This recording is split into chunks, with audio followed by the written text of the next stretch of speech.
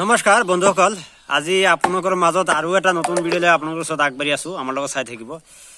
তো আশা কৰিছো আপোনালোকে সবে ভালে আছে। তো একচুৱেলি আজি এটা নতুন ভিডিঅ' আপোনালোকৰ মাজত। তো একচুৱেলি মোৰ কেইজাগাৰ পৰা মানে নেপিয়াৰ অৰ্ডাৰ আহিছিল। তো মই নেপিয়াৰবিলাক কাটিং কৰি আছো। তো ৰাতিপুৱা পঠাই দিছো বঙাইগাঁৱত ৰাহুল নামৰ মানুহ এজনৰ তাত। তো সি মোৰ তাৰ পৰা 3000 অৰ্ডাৰ কৰিছিল। তো এতিয়া আকৌ অৰ্ডাৰ হৈছে নলবাৰীত। তো বঙাইগাঁৱত যিটো অৰ্ডাৰ আহিছিল তো তাতে অলপ প্ৰব্লেম হৈছিল, মানে পঠাই দিওঁতে মানে এটা গাড়ী যায় অনলি। তো যোৱাকালি ৰাতি পঠাই দিব, বেছিভাগ নাইট চুপাৰত পঠাই দিওঁ, কিন্তু নাইট চুপাৰত পঠাই দিয়া নহ'ল। তো তাৰ মাজত মই মানে এই যিবিলাক ট্ৰেন্সপৰ্ট গাড়ীবিলাক আছে, অসম ৰাজ্যিক কিবা পৰিবহণ, তো এইবিলাক গাড়ীত মই পঠাই দিছোঁ। তো এইটো গাড়ীটো ডাইৰেক্ট বঙাইগাঁও টাউন হৈ যায়। টাউনত মানে তেজপুৰৰ পৰা আহে একচুৱেলি। তো অহাকালি যিটো মই পঠাই দিম, তো এইটো হ'ল ডাইৰেক্ট খাৰুপেটীয়াৰ পৰা ডাইৰেক্ট বৰমালৈ যাব। তো ডাইৰেক্ট বৰপেটাতে ৰিচিভ কৰি ল'ব। অকণমান ধৰক 10-12 কিলোমিটাৰ সি আহিব লাগিব, তথাপিও সি আহি ল'ব বুলি কৈছে। তো সেইকাৰণে মই কাটিং কৰি আছোঁ। তো কাৰোবাৰ কাটিং যদি লাগে তেতিয়াহ'লে আমাক কণ্টেক্ট কৰিব পাৰে। তো যিমান সুবিধা অনুযায়ী মই কথা পাতি, যদি সুবিধা হয় তেতিয়াহ'লে মই পঠাই দিবলৈ চেষ্টা কৰিম। চাওক, মানে যোৱাকালি কাটিং ৰেডি হৈছে, মানে অৰ্ডাৰ আছিল যোৱাকালি, কাটি আজি পঠাই দিলোঁ। তো আজি যিবিলাক কাটিং মানে এতিয়া কাটি আছে, তো এইটো অহাকালি যাব। তো যিহেতু বাছত গ'লে একদিনত একো প্ৰব্লেম নহয়, যেনেকুৱা কাটিং তেনেকুৱাই থাকে। তো আপোনালোকে লগোৱাৰ সময়ত মানে কি কৰিব লাগে, যদি মাটিটো যদি ৰস নাথাকে বা শুকান হৈ থাকে তেতিয়াহ'লে আপোনালোকে পানী দি ল'ব লাগিব। যদি অলপ পানী থাকে তেতিয়াহ'লে একো প্ৰব্লেম নাই, একো দিব নালাগে। আৰু বহুতেই মোক কমেণ্ট কৰি থাকে, দাদা দ মাটিত হ'ব না নাই।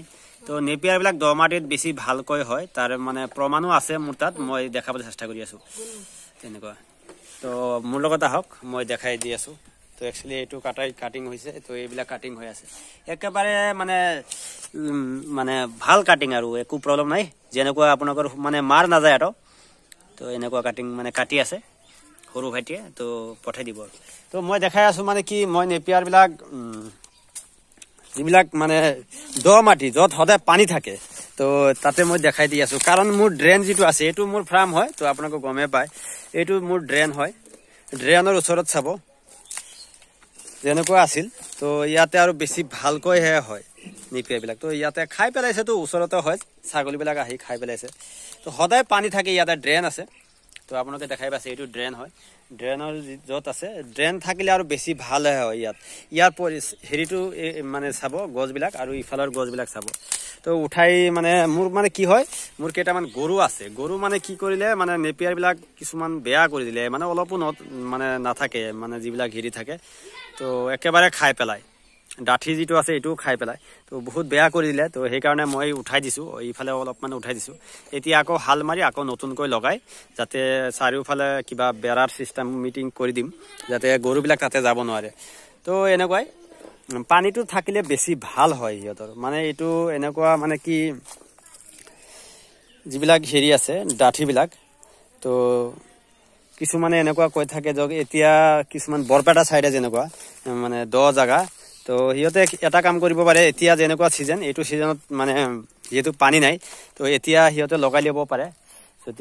যেতিয়া গছটো ডাঙৰ হৈ যাব তেতিয়াহ'লে পানী হ'লে একো ক্ষতি নহয়। তাৰ প্ৰমাণো আছে, কাৰণ এইবিলাক যিবিলাক গছৰ ডাঠি আছে না, এইবিলাক মানে বহুত মানে ডাঠ, তো সিহঁতক একো কৰিব নোৱাৰে তেনেকুৱা।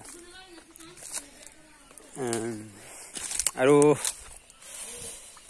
তো নেপিয়াৰটো কৰি ল'ব লাগিব, যিহেতু গছৰ পাত বেলেগ মানে বাহিৰৰ পৰা সদায় অনাটো বহুত প্ৰব্লেম হয়, বহুত প্ৰব্লেম বুলি ক'ব পাৰি। সেইকাৰণে নেপিয়াৰ ওপৰতে ডিপেণ্ডিং কৰিব লাগে। তো সদায় গছৰ পাতটো বাহিৰৰ পৰা আনোতে বহুত প্ৰব্লেম হয়। সেইকাৰণে আপোনালোকক কওঁ, যদি পাৰে, যদি জাগা থাকে, যদি একেবাৰে মাটি নাই, তো ঘৰৰ আশে পাশে লগাই দিব পাৰে আপোনালোকে তেনেকুৱা। আজি এইখিনিয়ে। যদি ভিডিঅ'টো ভাল লাগিছে লাইক কৰিব শ্বেয়াৰ কৰিব আৰু মোৰ চেনেলটো ছাবস্ক্ৰাইব কৰিব যিবিলাক ছাবস্ক্ৰাইব কৰি লোৱা নাই তো সিহঁতে ছাবস্ক্ৰাইব কৰি ল'ব আজি এইখিনিয়ে আৰু ভালে থাকক আপোনালোকে সুখে থাকক